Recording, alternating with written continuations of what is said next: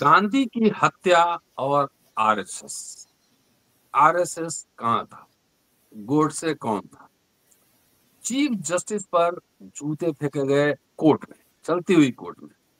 उन्होंने बड़प्पन दिखाया और उन्होंने कहा, साबित कर दिया बगैर बोले हुए कि सनातनी ऐसे ही होते हैं। वो चाहते तो उस वकील को वहीं से जेल भेज सकते थे, सीधा वहीं से, लेकिन उन्होंने कोई प्रतिक्रिया नहीं दी। उनका बड़प्पन था। शायद यदि कोर्ट में मैं होता तो मेरा रिएक्शन कुछ और होता। मेरा रिएक्शन कुछ और होता है। बहरहाल गांधी की हत्या हो गई और अंबेडकर गांधी में गहरे मतभेद थे, गहरे, खास तौर से वर्ण व्यवस्था को लेकर, जाति व्यवस्था को लेकर। लेकिन कभी भी अंबेडकर और गांधी ने एक दूसरे के खिलाफ अपशब्द का इस्तेमाल नहीं किया।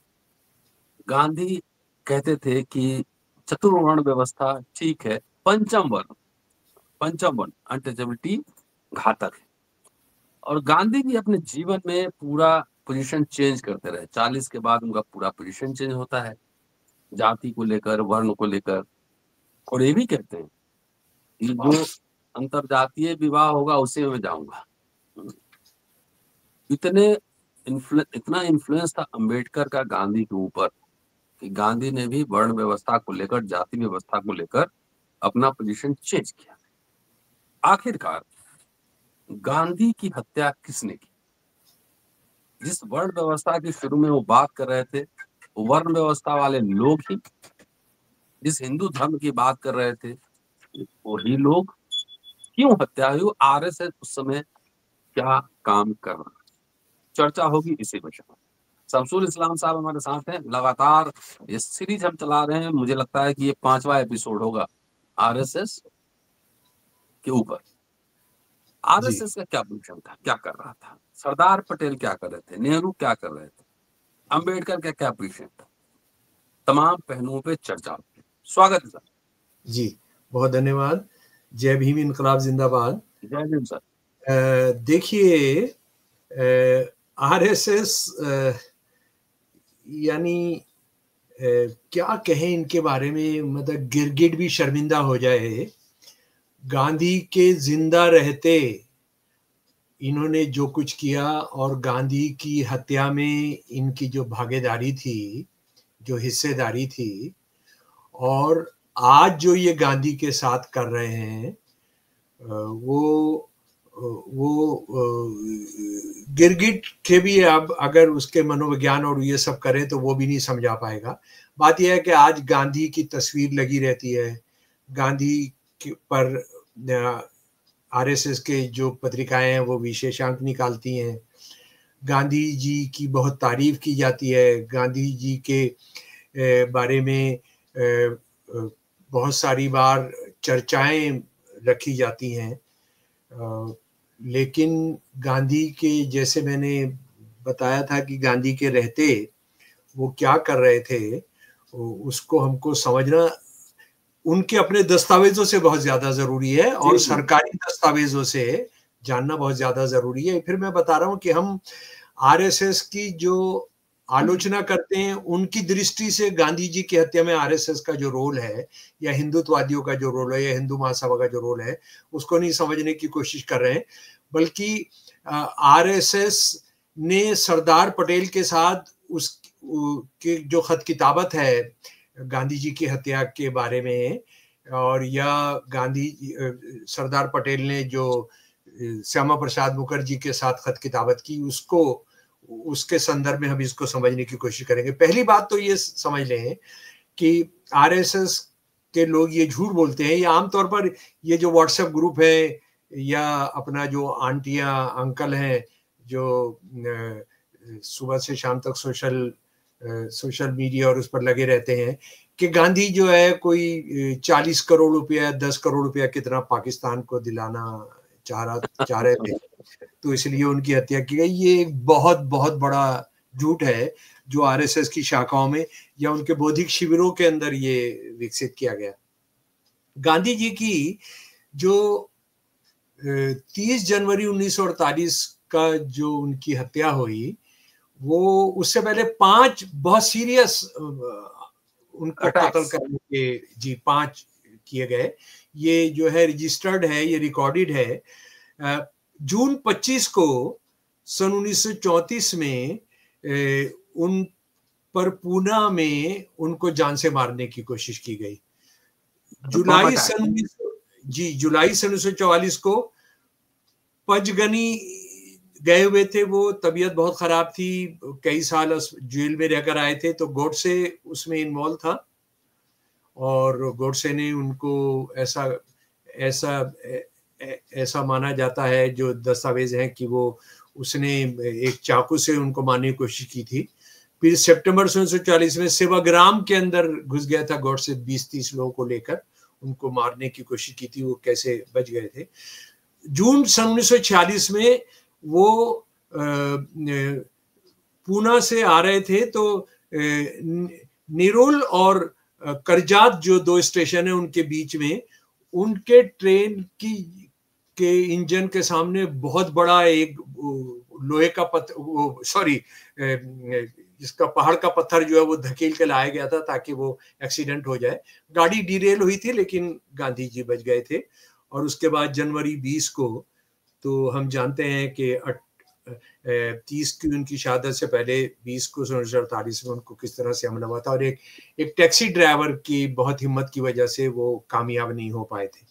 तो ये जो कोशिश की जा रही थी, वो इसलिए कोशिश की जा रही थी कि गांधी जी जो ब्राह्मणवादी व्याख्या थी हिंदू धर्म की, वो उसके साथ मतभेद रखते थे। वो काफी चीजों में, जैसे वो जो चतुर्वर्ण के अंदर विश्वास करते थे, वो बहुत सारी चीजों के अंदर विश्वास करते थे, लेकिन उसके बावजूद वो उसकी आलोचना भी करते थे। और ये भी हो रहा था कि बाबा साहब के साथ जो बहस हो रही थी, बाबा साहब के साथ बहस हो रही थी, और उसके साथ एक चीज जिसको अभी तक नजरअंदाज किया गया है, कि उनका इनकलाबियों के साथ भी जो बहस हो रही थी बहुत सारी चीजों को लेके, हिंसा को लेके, जातिवाद को लेके, अनटचेबिलिटी को लेके, वो बहुत महत्वपूर्ण है। और उसमें गांधी के विचार बदल रहे थे।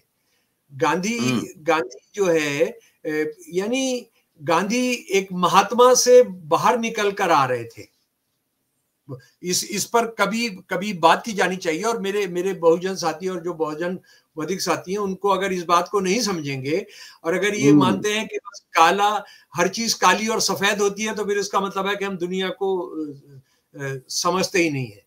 जैसे हमारे सामने एक उदाहरण आ रहा है, रतन लाल कह रहे हैं कि अगर वो चीफ जस्टिस की कुर्सी पर होते और पर जूता मारा जाता तो वो शायद वो फांद कर आ जाते, उसका गिरबान पकड़ के उसको रगड़ते और उसको पुलिस के हवाले कर देते। ऐसा करते ना, लेकिन इन्होंने नहीं किया, चीफ जस्टिस ने नहीं किया। नहीं, उन्होंने मैंने कहा कहा कि मैं छोड़ कोर्ट के अंदर अगर बैठा भी होता तो मेरा हाँ, रिएक्शन कुछ और होता। हाँ, कुछ होता था ना। यानी बात यह है कि सारे बहुजन उसी तरह से करते, सब वो करते, वो नहीं होता है। हर नहीं, हर नहीं चीज होता। ब्लैक एंड व्हाइट होती है, बहुत बहुत बहुत दूसरे कलर्स भी होते हैं।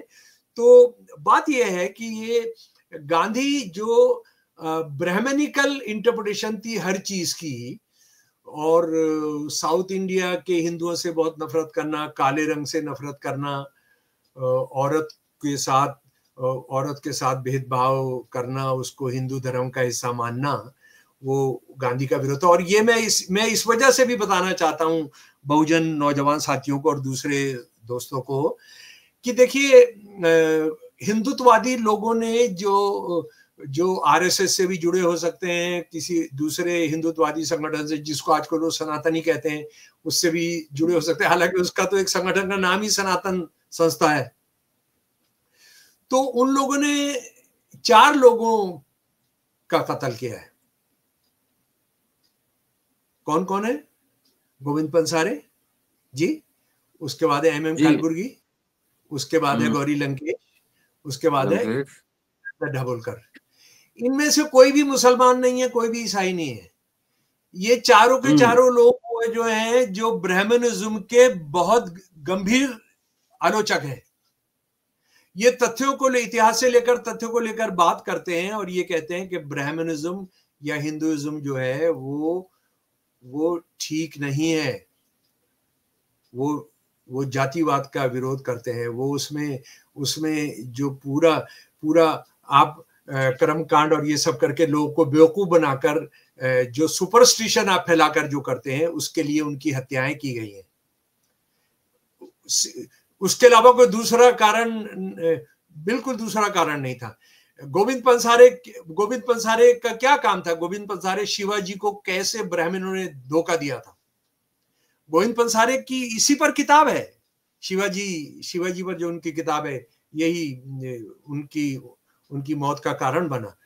तो ये आरएसएस ने तय कर लिया था, आरएसएस से जुड़े हुए लोग, और वो कितने रंग ले सकते हैं, वो क्या क्या कर सकते हैं, वो तो आरएसएस की जो किताब है, जो मैंने जिसको देश के सामने पहुंचाया है, परम वैभव के पथ पर, जिसकी दो एडिशन छाप के वो भाग गए, उसमें उन्होंने 40 से ज्यादा संगठन, और किस तरह के संगठन उस तरह के हैं जिनका कोई नाम नहीं होता है, कोई मसौदा नहीं होता है, कोई मेंबरशिप नहीं होती है, कोई कॉन्स्टिट्यूशन नहीं होता है, कोई रजिस्ट्रेशन नहीं होता है, और वो कुछ काम के लिए बनाए जाते हैं और फिर वो खत्म कर दिए जाते हैं। उस पर हम जब आरएसएस के सांगठनिक और आरएसएस के काम करने के तरीके पर भी एक एपिसोड है, उस पर आएंगे, उस पर विस्तार से बात करेंगे जी। तो गांधी जी के बारे में जो नफरत उन्होंने फैलाई, उसके आरएसएस के मैगजीन्स में जो कार्टून छपे हैं उसको हम शेयर करेंगे, वो शेयर किए जाएंगे, है ना। और उसमें एक तो है कि जिसमें गांधी के साथ 10 मुंह के राक्षस है। राक्षस कौन कौन है? बाबा साहब है, नेहरू हैं, मौलाना आजाद है, कृपलानी है, ये सारे लोग हैं उनको, और उनका दहन किया जा रहा है, उनका दशहरे पर उनका वध किया जा रहा है, तीर से उनका वध किया जा रहा है। वो सब आप देखेंगे तो ये बहुत नफरत करते थे, और बिल्कुल उसी तरह से नफरत करते थे जिस तरह से जिन्ना नफरत करता था गांधी जी से। गांधी जी से जिन्ना जितनी नफरत करता था, उतनी आरएसएस उसके बराबर की ही करते थे। आरएसएस हर बुराई की जड़ गांधी को मानते थे, चाहे हिंदू धर्म के अंदर जो बुराई हो, जैसे आप बात कर चुके हैं कि सन 1923 की जो किताब है सावरकर की, हिंदुत्व, और 1939 की वी आर अवर नेशन और डिफाइंड, दोनों जो किताबें हैं वो बौद्ध धर्म को जिम्मेदार ठहराते हैं हिंदू धर्म के ह्रास के लिए, हिंदू धर्म के पतन के लिए। ये गांधी जी को ठहराते थे कि गांधी जी ने सब सत्यानाश कर दिया। और इस बात को आप मत भूलिए कि हेडगवार ने कहा कि उसने कांग्रेस क्यों छोड़ी, इसलिए छोड़ी क्योंकि गांधी जी हिंदू मुसलमान एकता की बात करते हैं। गांधी जी ये बात करते हैं कि भारत जो राष्ट्र है वो हिंदू मुसलमान सिख ईसाई सबका है, वो हिंदू राष्ट्र की बात नहीं करते हैं। इसलिए किया गया, इसलिए मैं कांग्रेस को छोड़ा हूं। अच्छा, यहाँ पर एक और बात मैं आपको बताना चाहता हूँ। ये हमारे दो आयरन मैन है जो लोह पुरुष हैं, एक मोदी है, एक अमित शाह है। अमित शाह ने भी एक ऐसा शब्द इस्तेमाल किया गांधी जी के लिए जो जिन्ना इस्तेमाल करता था। क्या आप यकीन करेंगे? कहीं इंदौर वगैरह में भाषण करते हुए उसने बोला गांधी एक चतुर बनिया था। यकीन करेंगे आप डालिएगा गूगल में और देखिएगा कि अमित शाह ने चतुर बनिया किसको कहा, आपको उस दिन का न्यूज आपको मिल जाएगी। तो ये लोग भी गांधी से कितना प्यार करते हैं, आरएसएस की परंपरा में उनको क्या क्या समझते हैं, उसको जानना बहुत ज्यादा मुश्किल नहीं है। और गांधी की तो 30 जनवरी 1948 को हत्या हुई थी, यहाँ तो रोज हत्या की जा रही है। अब मैं एक सवाल जो हमेशा करता रहा हूं, आज फिर करूंगा और आपके साथ साझा करूंगा कि अगर आज गांधी आ जाए, कितनी देर जिंदा रहेंगे वो? कितनी देर जिंदा रहेंगे ये जो लिंच स्क्वाड्स हैं, जो कत्ल करने वाले जो गिरोह हैं आरएसएस, हिंदू महासभा के, विश्व हिंदू परिषद के, बजरंग दल के, कितनी देर जिंदा रहेंगे? अगर बच भी गए तो कितनी देर बाहर रहेंगे यूएपीए के बिना? भगत सिंह के साथ मैं यही कह रहा हूं, उधम सिंह के साथ मैं कह रहा हूं, अशफाक उल्लाह अगर वो आ जाए तो क्या करेंगे? तो खैर हम जरा सा लौटते हैं दस्तावेजात पर। जी, गांधी जी की हत्या के बारे में एक पूरा जखीरा है दस्तावेजों का, जो जिसमें से बहुत सारे आरएसएस ने छापे हैं, और आरएसएस के जो दस्तावेज हैं वो एक बाकायदा एक किताब है हिंदी अंग्रेजी में, justice on trial, RSS Bangalore ने छापे सन 1962 में। ये हिंदी अंग्रेजी के अंदर छापे हैं दोनों। ये खत पेश किए हैं जो सरदार पटेल ने उनको लिखा था। असल में वो उन्होंने इसलिए पेश है कि देखिए उनको ये लगता था लोग पढ़ेंगे तो है नहीं, लेकिन देखिए हमने तो कुछ छुपाया नहीं, हमने तो सबके सामने रख दिया। लेकिन जब आप उनको पढ़ेंगे तो आपको पता लगेगा, हालांकि आपको पता लगेगा कि इनके कत्ल में कितना बड़ा रोल था। मैं गांधी जी, सरदार पटेल की जो चिट्ठियां हैं, जो दो तीन जो कलेक्शंस हैं, उसको मैं, जैसे शंकर वी के जो 2 वॉल्यूम है, उसके बाद हिंदी के अंदर 3 वॉल्यूम है, उसको मैं पहले पढ़ चुका था और इनको जमा कर चुका था। तो आप ये देखिए कि गांधी जी की हत्या के बाद, मैं क्रमबद्ध तरीके से वो दस्तावेज आपके सामने रख रहा हूं। गांधी जी की हत्या के बाद, गांधी जी की हत्या 30 जनवरी को हो गई 1948 को। 4 फरवरी 1948 को आरएसएस पर प्रतिबंध लगा दिया गया, और प्रतिबंध में सरदार पटेल पहले होम मिनिस्टर हैं। सरदार पटेल के बारे में आरएसएस बोलती है, और बहुत सारे लोग ये कहते हैं कि वो तो आरएसएस के आदमी थे, लेकिन उनकी मंत्रालय ने जो लगाया वो था। भारत सरकार ने 2 फरवरी को अपने घोषणा में कहा है कि उसने उन सभी विद्वेषकारी तथा हिंसक शक्तियों को जड़ मूल से नष्ट कर देने का निश्चय किया है जो राष्ट्र की स्वतंत्रता को खतरे में डालकर उसके उज्जवल नाम पर कलंक लगा रही हैं। इसी नीति के अनुसार चीफ कमिश्नरों के अधीनस्थ सब प्रदेशों में राष्ट्रीय स्वयंसेवक संघ को अवैध घोषित करने का निश्चय भारत सरकार ने कर लिया है। गवर्नरों के अधीन राज्यों में भी इसी ढंग की योजना जारी की जा रही है। टेक्निकल था, कुछ जगह सरकारें नहीं थी, वहां गवर्नर था, कुछ यूनियन टेरिटरीज थी, वहां कमिश्नर थे। इसी में आगे कहा गया, संघ के स्वयंसेवक अनुचित कार्य भी करते रहे हैं। देश के विभिन्न भागों में उसके सदस्य व्यक्तिगत रूप से आगजनी, लूटमार, डाके, हत्याएं तथा लुक छुप कर शस्त्र, गोला और बारूद संग्रह करने जैसी हिंसक कार्रवाइयां कर रहे हैं। आरएसएस का बंदा ये बोलता है, हमारा प्रधानमंत्री बोलता है, मोहन भगवत बोलते हैं कि हमारे पर कभी कोई इल्जाम लगाया ही नहीं गया। हमारा जो है पूरा शीशे की तरह से बिल्कुल साफ है। ये पहला होम मिनिस्टर लगा रहा है। ये भी देखा गया कि लोग पर्चे भी बांटते हैं जिनसे जनता को आतंकवादी मार्गों का अवलंबन करने, बंदूकें एकत्र करने तथा सरकार के बारे में असंतोष फैलाकर सेना और पुलिस में उपद्रव कराने की प्रेरणा दी जाती है। ये किसने लिखी चिट्ठी? ये सरदार पटेल के मंत्रालय ने, और जाहिर है उन्होंने इसको ओके किया होगा। इसके बाद जो दूसरा दस्तावेज हमारे पास है, सरदार पटेल ने जवाहरलाल नेहरू जी के नाम 27 फरवरी 1948 को एक खत लिखा। देखिए मैंने क्या किया है, ये सारे एक आप क्रोनोलॉजिकल ऑर्डर में कर दिए हैं ताकि हमको चीजों को समझने में आसानी हो। और ये क्रोनोलॉजिकल ऑर्डर जो है, सरदार पटेल के पास जैसे जैसे तथ्य आ रहे हैं, जैसे जैसे फैक्ट्स आ रहे हैं, उसके हिसाब से वो उन खतों में वो जाहिर हो रहे हैं। गांधी जी की हत्या के 28 दिन के बाद सरदार पटेल ने नेहरू को खत लिखा। तमाम अभियुक्तों ने अपनी हरकतों के लंबे और विस्तृत बयान दिए हैं। इनसे पता लगता है कि साजिश दिल्ली में नहीं रची गई। यह भी साफ जाहिर होता है कि आरएसएस उसमें कतई शामिल नहीं था। चौंकिए मत, अभी अभी आ रही है, बात आ रही है। ये अभी सिर्फ 28 दिन के बाद उनका है, लेकिन इसी खत में वो आगे क्या कहेंगे वो सुन, अब वो जानने लायक है।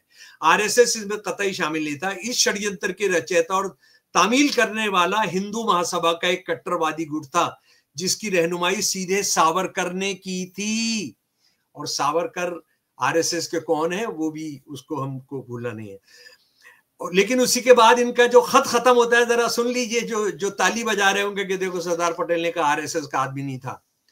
आरएसएस जैसे खुफिया संगठन जिनके कोई रिकॉर्ड, पंजिकाएं इत्यादि नहीं होते हैं, के बारे में पुख्ता तौर पर यह पता करना कि कोई व्यक्ति विशेष इसका सक्रिय सदस्य है नहीं, एक बहुत मुश्किल काम होता है। वो ये तो कह रहे हैं कि आज हमको कोई आरएसएस का आदमी नहीं दिखा है, लेकिन बड़ा पुख्ता मुश्किल काम होता है और उसकी कोशिश की जा रही है। उसके बाद बहुत महत्वपूर्ण खत है, श्यामा प्रसाद मुखर्जी है जो हिंदू महासभा का प्रेसिडेंट बन चुका है, इसको पटेल जो है 18 जुलाई को खत लिख रहे हैं, 18 जुलाई 1948 को। यानी ये लगभग कितने दिन हो गए भाईजान? 11 महीने जी, आजादी के बाद 11 महीने नहीं, 30 जनवरी के बाद। 30 जनवरी को तो 7 महीने। 7 महीने जी। जहां तक आरएसएस और हिंदू महासभा की बात है, गांधी जी की हत्या का मामला अदालत में है और मुझे उसमें इन दोनों संगठनों की भागीदारी के बारे में कुछ नहीं कहना चाहिए, लेकिन हमें मिली रिपोर्टें इस बात की पुष्टि करती हैं कि इन दोनों संस्थाओं का, खासकर आरएसएस की गतिविधियों के फलस्वरूप देश में ऐसा माहौल बना कि ऐसा बर्बर कांड संभव हुआ। अब सरदार पटेल को नई जानकारियां मिल गई हैं। मेरे दिमाग में कोई संदेह नहीं है कि हिंदू महासभा का अतिवादी भाग षड्यंत्र में शामिल था। आरएसएस की गतिविधियां सरकार और राज्य व्यवस्था के अस्तित्व के लिए खतरा थी। हमें मिली रिपोर्टें बताती हैं कि प्रतिबंध के बावजूद वो गतिविधियां समाप्त नहीं हुई हैं। दरअसल समय बीतने के साथ आरएसएस की टोली अधिक उग्र हो रही है और विनाशकारी गतिविधियों में बढ़ चढ़कर हिस्सा ले रही है। उसके बाद जनाब, गांधी जी की हत्या के 214 दिन बाद एक खत लिखता है गोलवलकर, जवाब नहीं देते हैं।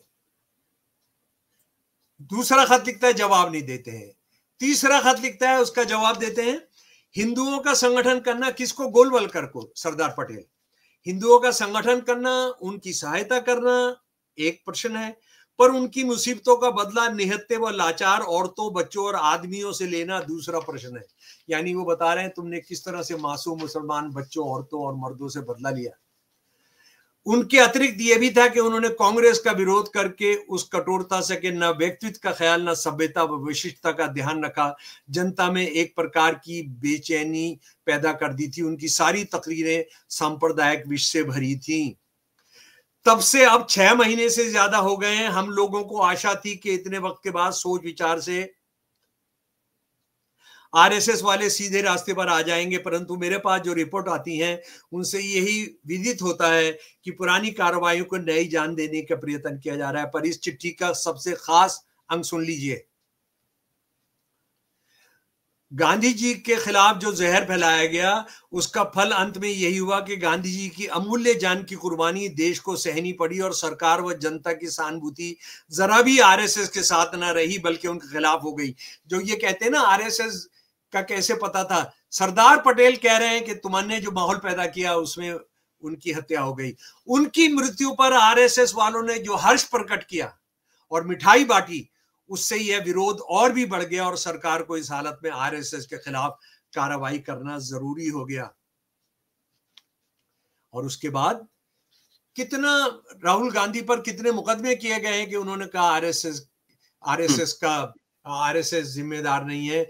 असल में आप जो है, अगर आरएसएस की लीगल टीम थोड़ी जानदार होती, उसने कुछ पढ़ा होता तो ये काफी मामला डिसमिस हो चुका होता। इसके बारे में ये जो है सावरकर की गांधी हत्या में शामिल होने के बारे में न्यायाधीश कपूर आयोग ने 1969 रिपोर्ट में साफ लिखा कि सावरकर उसमें शामिल थे, लेकिन तब तक बहुत देर हो चुकी थी। सावरकर का फरवरी सन 1926 को देहांत हो चुका था। उसके बाद कपूर साहब के उन्होंने कहा कि इसमें बिल्कुल शामिल था, और अगर सावरकर शामिल था तो आरएसएस तो शामिल थी। आरएसएस शामिल थी तो सावरकर शामिल था, सावरकर शामिल थी तो आरएसएस शामिल थी। अच्छा, अब मैं आ रहा हूं, आप जिसको सुनकर चौंक जाएंगे। ये देश नहीं जानता, और बदकिस्मती से जो अपने आप को आरएसएस को लड़ने वाले वो भी नहीं जानते हैं। आरएसएस की एक संस्था है हिंदू जन जागृति समिति, जिसका सनातन संस्था और ये दोनों एक ही हैं। ये दोनों एक ही हैं। इनका सम्मेलन हो रहा है गोवा के अंदर। भारत को हिंदू राष्ट्र बनाओ 2013 जून में। डॉक्टर रतनलाल जी जरा मतलब क्या ये देश आजकल में खराब नहीं हो रहा है? ये तो इसकी जो नींव पड़ी है उसको बचाने के लिए कुछ नहीं किया गया। यानी हम सब जानते हैं कि साक्षी महाराज जो एक मेंबर पार्लियामेंट है, उसने गोडसे के लिए नारा लगाया पार्लियामेंट के अंदर। हम ये जानते हैं कि एक महिला साध्वी है जो गोडसे को भारत रत्न देने की बात कर चुकी है ना? ये सब हो रहा है। तो ये भाजपा की कार्यकारिणी में, ये हिंदू जन जागरण समिति ने वहां मीटिंग इसलिए रखी थी, 5-6 दिन का अंतरराष्ट्रीय सम्मेलन था, भारत को हिंदू राष्ट्र बनाओ, और उसमें मुसलमान ईसाइयों के खिलाफ और कांग्रेस के खिलाफ नेहरू को जितनी गाली बकी जाती है, ये इन्होंने हिंदू उस जमाने में भाजपा के कार्यकारिणी का भी था, और उसमें मोदी को चुना जाना था प्रधानमंत्री का कैंडिडेट। जी। और प्रधानमंत्री क्योंकि वहां पर थे तो उनको ये कहा गया कि आप हिंदू जन जागरण समिति के जो सारी दुनिया का सम्मेलन है हिंदू राष्ट्र बनाने का भारत को, उसका श्री गणेश करने आए। ये आ नहीं पाए क्योंकि वहां उनकी प्रधानमंत्री काल तय हो रहा था, लेकिन उन्होंने एक मैसेज भेजा जिसमें कहा कि सारी दुनिया में हिंदू राज लाने के लिए आप जैसे संगठनों की जरूरत है और लड़ाकू संगठनों की जरूरत है। डॉक्टर रतनलाल जी, इस सम्मेलन के अंदर 3 दिन के बाद क्या होता है? 7 जून को मोदी जी ने इसका इनॉग्रेट किया, जिसमें लिखा हिंदू धर्म के ध्वज, राष्ट्रीयता, देशभक्ति एवं राष्ट्र के प्रति समर्पण के लिए आपको बधाई है और आप सफल होंगे। इसी मन से जून 10 को एक बंदे का भाषण हुआ, उसका नाम है केवी सीतारमैया। केवी सीतारमैया आरएसएस के बहुत बड़े आइडियोलॉग हैं, आंध्रा के अंदर रहते हैं, जो अब तेलंगाना के अंदर रहते हैं, और इनकी कई किताबें हैं, इतनी भयानक किताबें हैं कि कोई कैसे उसको छाप सकता है, कोई कैसे पढ़ सकता है।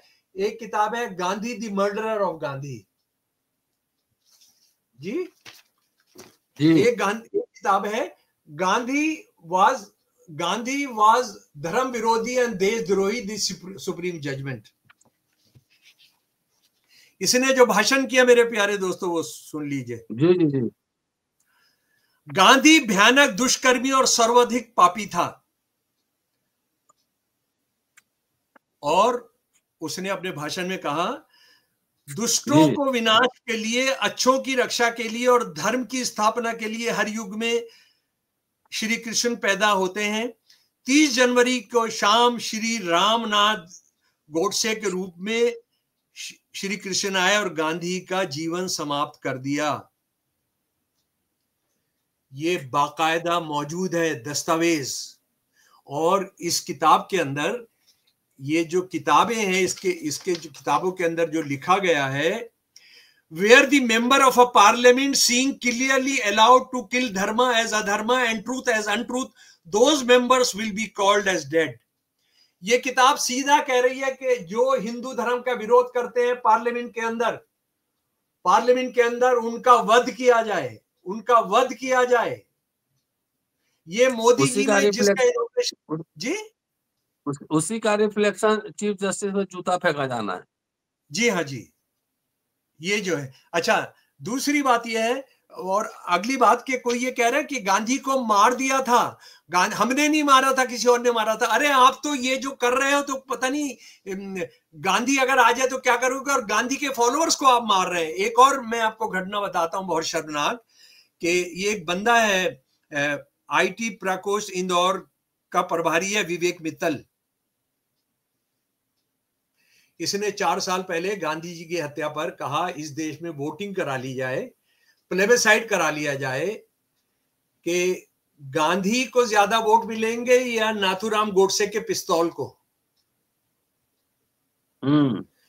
यानी आप अब ये कल ये कराएंगे कि गवाई साहब को ज्यादा वोट मिलेंगे या जूते को, जो सनातनी ने जूता फेंका। इस देश का लेवल यहां पर आ गया है। इस देश को जो है, जो देश गांधी जी के हत्यारे हैं वो आज राज कर रहे हैं। और मैं बाकायदा पूरा यकीन के साथ कह रहा हूं कि ये आरएसएस के लोग थे जिन्होंने गांधी जी को मारा। अच्छा, मैं एक सवाल करना चाहता हूं। मुझे लग रहा है इनकी राहुल गांधी की जो टीम है, लीगल टीम, उसकी भी समय में आ जाना चाहिए था। भाई आरएसएस ये कहती है ये हमारा बंदा नहीं है। मेरी आखिरी बात है रतन लाल जी, ठीक है भाई, है ना? कैसे तय करेंगे आपका बंदा नहीं है? आपकी कोई लिस्ट है? आपकी कोई मेंबरशिप होती है? आपकी कोई मेंबरशिप होती है जिसका आपका सरसंघचालक जो है उसको मोहर लगाता है? आप कहते हैं हमारी कोई मेंबरशिप ही नहीं होती है। आप कहते हैं हम हमारा कोई रिकॉर्ड ही नहीं है। तो आप कैसे साबित करेंगे कि हमारा आदमी नहीं है? भाई आप ये नहीं कर सकते ना कि आपका आदमी बलात्कारी करे। अब ये जो चैतन्यानंद है, चैतन्यानंद जो मुझे लगता है कोई हिंदुत्ववादी एक शिक्षा संस्थान चला रहा था, जिसने सारी बहुतों के साथ किया है। अब इसका आरएसएस के साथ संबंध है या नहीं, कैसे वो कह सकते हैं इसके साथ संबंध नहीं है? क्या आरएसएस की कोई दस्तावेज है? क्या आरएसएस का कोई प्रिंट या चलिए सर, सरकार बदलने दीजिए, हिसाब किताब किया जाएगा।